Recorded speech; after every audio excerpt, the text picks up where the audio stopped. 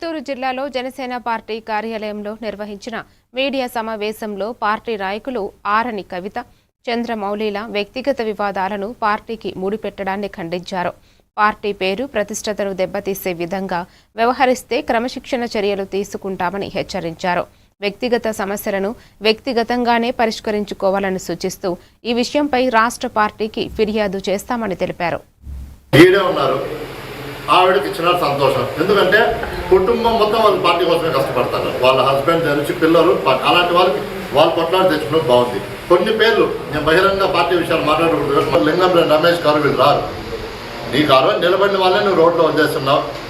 నీ సొంత అన్న నీ వెనకాలలే. ఆ రోజు నేను తమ్ముడుగా అనుకొని వచ్చిన నీ సొంత అన్న, నీ తోడుపుట్టిన అన్న నీ వెనకాలలే. కాబట్టి ఎమ్మెల్యే ఇస్తే మేము దానికి సమాధానం చెప్తాము. మీరు నిజంగా ప్రూవ్ చేస్తే ఆన్ స్పాట్ మీడియా ఛాలెంజ్ చేస్తానా 24 గంటల్లో వాళ్ళని సస్పెండ్ చేపిస్తాం.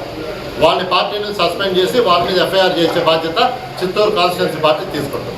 జై జనసేన, జై కిసాన్. ప్రెస్ మీట్ పెట్టడానికి ముఖ్య కారణం ఏమనగా పిఓసి గారు ఏదేదో అభియోగాలు నా పైన కూడా ప్రయోగించారు. నా పైన అభియోగం ప్రయోగిస్తే ఆమె కూడా ఆ రోజు రూప్ కుమార్ కూడా ఉన్నాడు. అందరూ కలిసి పంపించినాము.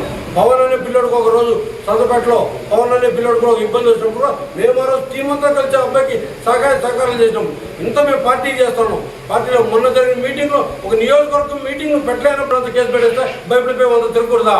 ఎన్నో కుటుంబ బంధుత్వాలు ఉంటాం, అంత మేము తిరుగుతాము. అంత తిరిగితే కేసులు పెట్టి భయపడి బెదిరిస్తే మేము నిలిచిపోవాలా. హోటల్కైతే వస్తాం, ఏదో ఒక నలుగురు పెట్టుకుంటా వస్తావు. నీకు మాకేం సంబంధం? పార్టీకి దీనికి నువ్వు అయ్యా నీ కూడా ఎండ కొట్టడం సాగండా.